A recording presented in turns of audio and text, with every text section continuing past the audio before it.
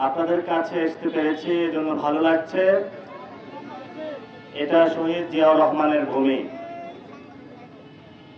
এবং এই শহীদ জিয়াউর রহমানের ভূমিতে শহীদ জিয়াউর রহমান বাংলাদেশের স্বাধীনতা যুদ্ধে বীরত্বের সাথে লড়াই করেছিলেন। ভারতের সাথে কোনো আপোষ করেন নাই।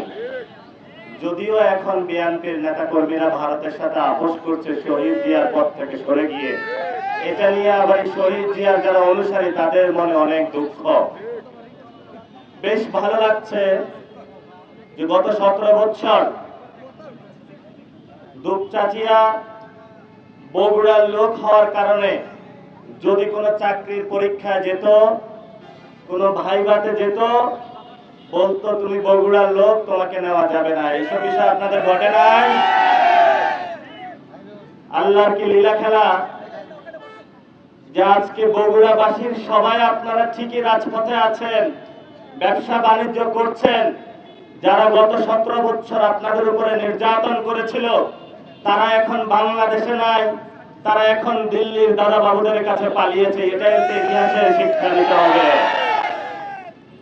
দেখো হাসিনা, বগুড়ার উপরে অনেক নির্যাতন করেছ। রাতের আধারে অনেক সন্তানের পিতাকে ঘুম থেকে তুলে নিয়ে গিয়েছিল, অনেক নারীদেরকে নির্যাতন করেছিল। তাদের শুধু একটি অপরাধ ছিল, তারা হলো বগুড়া জেলার ছিল। আজকে হাসিনা দেখো বগুড়াবাসী সগৌরবে দাঁড়িয়ে আছে, আর তোমরা হলো দিল্লিতে পালিয়েছ। এটাই হলো আমাদের আজাদের বাংলাদেশ। এই ইতিহাস থেকে আমরা আরো শিক্ষা নিতে পারি যে আগামীর ভবিষ্যৎ বাংলাদেশে যারা গোপালগঞ্জের সাধারণ মানুষ, আমরা তাদের সাথে সঠিক বিচার করব। শুধু গোপালগঞ্জ নাম হওয়ার কারণে আমরা তাদের সাথে কোনো অন্যায় অবিচার করব না। আমরা গোপালগঞ্জে গিয়েছি, গোপালগঞ্জের অধিকাংশ মানুষ শেখ ফ্যামিলিকে পছন্দ করে না। শেখ হাসিনা যদি তার প্রতিবেশী টুঙ্গিপাড়া যে মাজার রয়েছে শেখ মুজিবের, এই মাজারের পাশের ঘরেও গিয়ে জিজ্ঞাসা করে তুমি কি আওয়ামী লীগকে পছন্দ করো, ওই প্রতিবেশী উত্তর দিবে বাংলার খুনি সন্ত্রাস পুরো বাংলাদেশ পছন্দ করে না, তোমাদেরকে আমাদেরও পছন্দ করার কোনো প্রশ্নই আসে না। এটা আমরা গোপালগঞ্জের পরতে পরতে উত্তরগুলো পেয়েছি। তো বাংলাদেশ পরিবর্তন হয়েছে, এই পরিবর্তনের সূচনা লগ্নে আপনাদের সন্তানদের মধ্যে 1400 সন্তান জীবন দিয়েছে, বুকের তাজা রক্ত দিয়েছে রাজপথে। এর মধ্যে ছিল আবু সাইদ অন্যতম, যিনি উত্তরবঙ্গের সন্তান ছিলেন।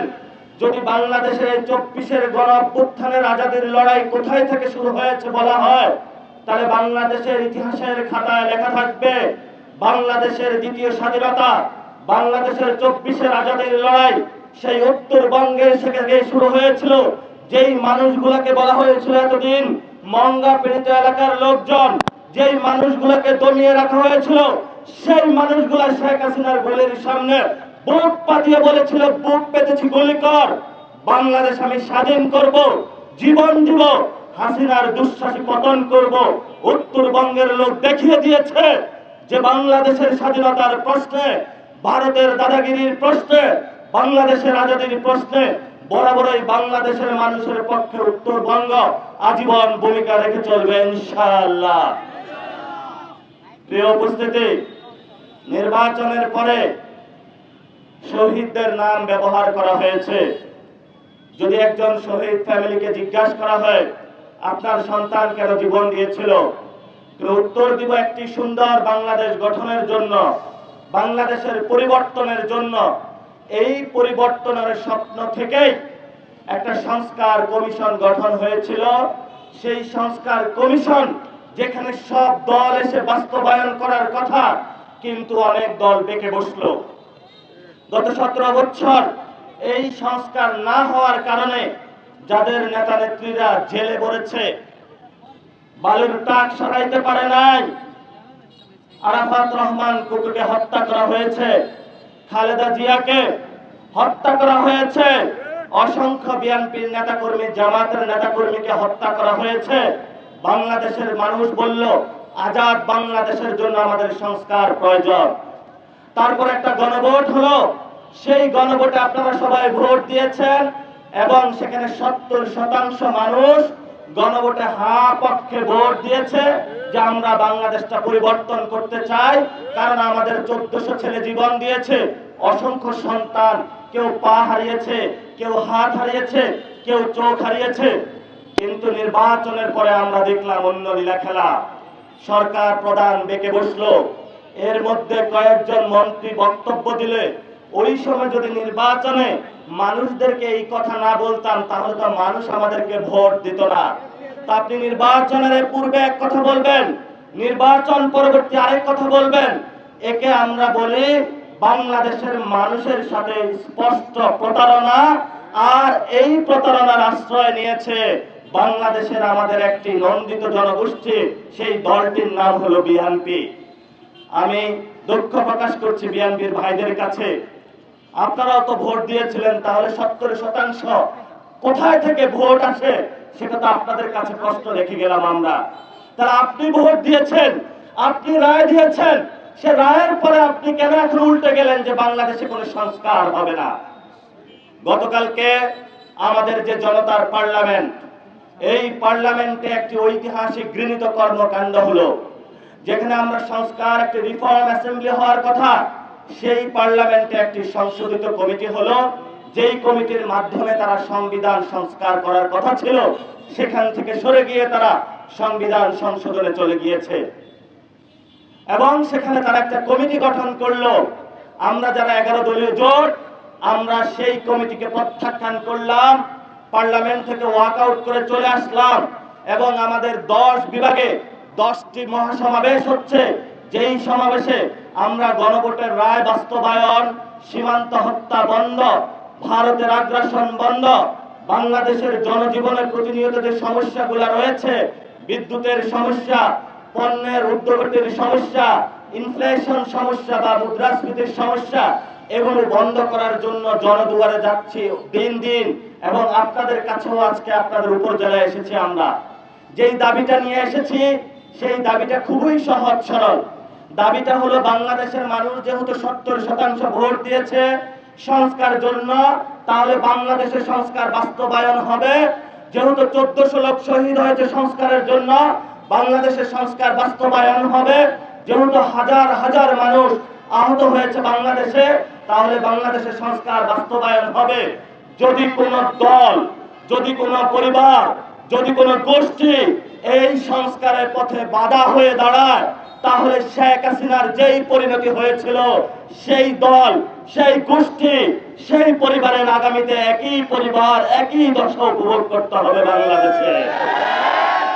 আমরা স্পষ্ট করে দিচ্ছি আপনাদেরকে, আমরা 5 আগস্টের পরে, গণঅভ্যুত্থানের পরে দেখলাম ওবায়দুল কাদের বলেছিল যে আওয়ামী লীগের 5 লক্ষ নেতা কর্মী মারা যাবে। আমরা নিজেদের হাতে আইন তুলে নেই নাই, আমাদের সব ক্ষমতা ছিল, কিন্তু আমরা বলেছি আমরা বিচার বিভাগের কাছে যাব। শেখ হাসিনা যেভাবে আল্লামা সাঈদীকে ফাঁসিতে ঝুলিয়েছিল, শেখ হাসিনা যেভাবে অসংখ্য লোককে বিনা বিচারে ফাঁসি দিয়েছিল, আমরা সেভাবে যাব না, বিচারালয়ে যাব। বিচার যদি বলে তুমি অপরাধী, তাহলে আমরা তোমাদেরকে ফাঁসিতে ঝুলাবো। সেই বিচারালয়ে আমরা গিয়েছি, আমরা সঠিক বিচার পেয়েছি।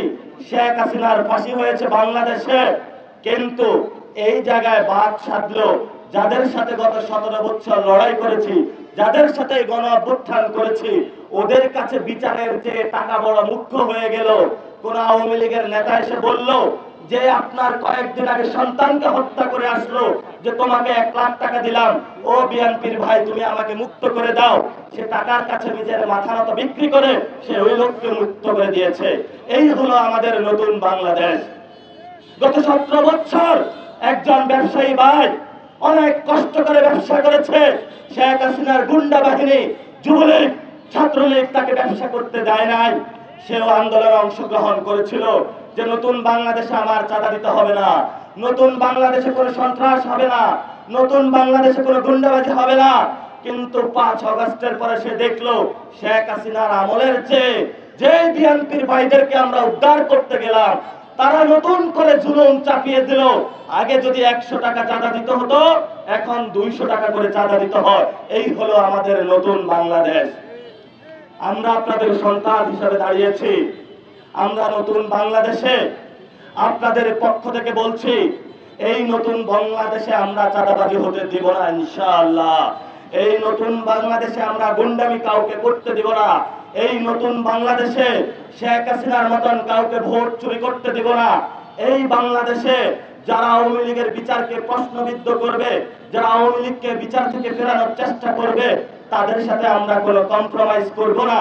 এবং এই বাংলাদেশে আপনাদের সন্তান যিনি ভারতের আগ্রাসনের বিরুদ্ধে দাঁড়িয়েছিলেন, বাংলাদেশের ইনসাফের পক্ষে দাঁড়িয়েছিলেন, আপনাদের বীর শহীদ ওসমান হাদির হত্যাকাণ্ডের বিচারের দাবি নিয়ে যখন আমরা রাজপথে গিয়েছি, তখন তারা আমাদেরকে বলল যে তোমরা হাদি ব্যবসায়ী, তোমরা জুলাই ব্যবসায়ী।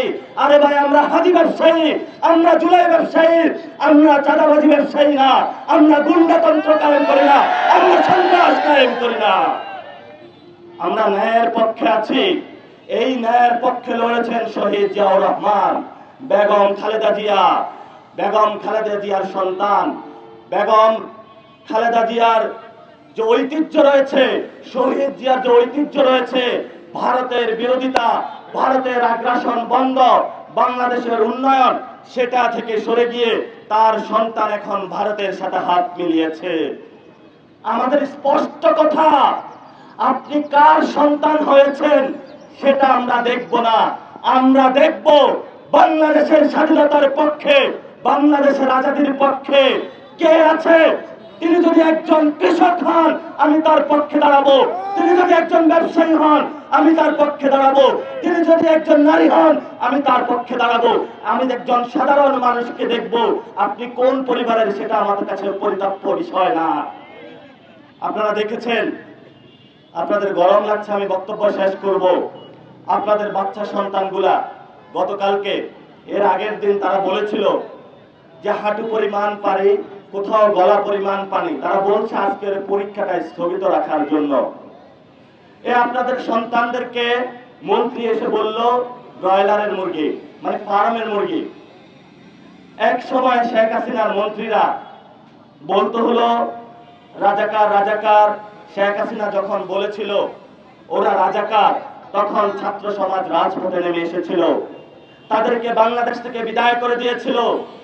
এই যে মিলন সাহেব, আপনি যদি আপনার সন্তানকেও বলে থাকেন, এই বক্তব্যের জন্য আপনাকে নিঃশর্তভাবে ক্ষমা চাইতে হবে।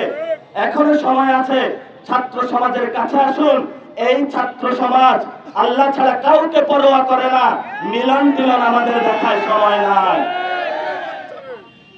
আর অনেক মন্ত্রী, আপনারা জানেন দক্ষিণবঙ্গে বন্যা হচ্ছে, 51 জন লোক মারা গিয়েছে, 1,20,000 গবাদি পশু পানির নিচে হারিয়ে গিয়েছে। আমরা ত্রাণ মন্ত্রীকে ওই জায়গায় দেখলাম না, প্রধানমন্ত্রীকে দেখি নাই, কোন মন্ত্রীকে দেখি নাই। তারা এসি রুমে বসে আনন্দ উল্লাস করছে, বাংলাদেশের মানুষকে হ্যায় করছে। তারা মনে করেছে আমরা 200 সিট পেয়েছি, এই তো আমাদের ক্ষমতার মসনদ। যেই জনতা ক্ষমতার মসনদে বসাতে পারে, ওই ক্ষমতার মসনদ থেকে টেনে এসে আবার নামাতে পারে, এটাই হলো বাংলাদেশের জনগণ। আজকে আপনাদের দুপচাচিয়াতে এসেছি। কয়েকদিন আগে একজনকে কুপিয়ে হত্যা করা হয়েছে। আপনারা সবাই এই নিউজটা দেখেছেন না?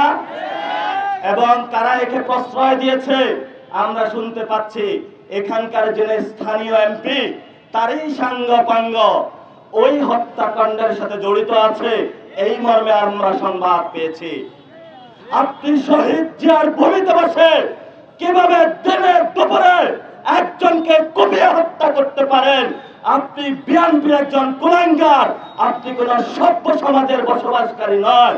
আমরা সরকারের কাছে আহ্বান করছি, যদি দ্রুত এই দুনি দুপুরে যে হত্যাকাণ্ড হয়েছে বিচার করতে হবে, না হলে দুপচাচিয়াবাসী এই হত্যাকাণ্ডের জন্য রাজপথে নামবে। আপনি এমপি হন নাকি প্রশাসক হন, আমাদের গুনার টাইম নাই। আমাদের ভাইয়ের হত্যাকাণ্ডের বিচার আমরা এই দুপচাচিয়াবাসীকে নিয়ে বা দুপচাচিয়ার মাটিতে করব। এটাই আমাদের আজাদীর বাংলাদেশ, এটাই নতুন বাংলাদেশ। প্রিয় আলেম ওলামা ভাইরা, 17 বছর রক্ত দিয়েছেন আর নয়, 17 বছর দাঁড়িয়ে ধরে টেনেছে। এবার যারা দাঁড়িয়ে ধরে টান দিতে আসবে সেই রাজারা এবার খান খান হবে বাংলাদেশে। প্রিয় মা বোনেরা, আপনারা আমাদেরকে জন্ম দিয়েছেন, আমার একজন সন্তান আছে। আমি এখন বুঝি একজন মা কতটুকু কষ্ট করে একটা সন্তানকে বড় করে। আপনাদের ঋণ এই কখনো আমরা শোধ করতে পারবো না। আপনারা এই গণ অভ্যুত্থানে নামার কারণে এই গণ অভ্যুত্থান সফল হয়েছে, কিন্তু গত নির্বাচনের সময় দেখেছি আপনারা যখন ভোট চাইতে গিয়েছেন আপনাদের বরফ নিক্ষেপ করা হয়েছে, আপনাদেরকে কোপানো হয়েছে, ওরা ভয় পেয়েছে। বাংলাদেশের সাহসী নারীরা জেগে উঠেছে। আগামীর বাংলাদেশে এই নারীদের হাত দিয়ে বিপ্লব সূচিত হবে। বাংলাদেশের নারীরা 71-এ যেভাবে জেগে উঠেছিল, 90-এ যেভাবে জেগে উঠেছিল, 24-এ যেভাবে জেগে উঠেছিল, আগামীর বাংলাদেশের নারীদের হাতে নিরাপদ। কারণ এই নারীদের থেকে আমাদের জন্ম। তাদের হাতে যদি আমরা কমান্ড দিতে পারি, সমাজের অন্যায়ের বিচারের ভার তুলে দিতে পারি, তাহলে সঠিক বিচার তারা সমাজে নিয়ে আসবে। কারণ একজন নারী কখনো টাকার কাছে ভোট বিক্রি করে না, একজন নারী কখনো সন্ত্রাসী চাঁদাবাজির সাথে জড়িত হয় না। একজন নারী পুরুষকে ঠিক রাখার জন্য যথেষ্ট। ইসলামে যে মর্যাদা দিয়েছে, আমরা সেই মর্যাদাটা আপনাদের হাতে তুলে দিতে চাই। আমরা আপনাদের মায়ের জাতি, বোনের জাতি, আপনাদের মর্যাদা যারা নতুন করে কেড়ে নিতে চায়, ওই সব গুন্ডা সন্ত্রাসীদের আমরা বলবো যে মা আমাকে জন্ম দিয়েছে, ওই মায়ের যদি তুমি সম্মানহানি করতে আসো, তাহলে তোমার সাথে আমার তীব্র লড়াই হবে।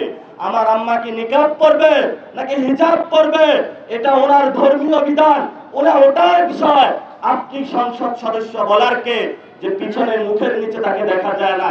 এই ধরনের ধর্ম বিরোধী বক্তব্য দিয়ে, ধর্মীয় উস্কানি দিয়ে যারা নারীদেরকে বেজ্জতি করতে চায়, মান সম্মানহীন করতে চায়, আমরা এই ধরনের দলকে আগামীর লোকাল গভর্নমেন্ট ইলেকশনে প্রত্যাখ্যান করব। সবাই ঐক্যবদ্ধভাবে রাজি আছেন?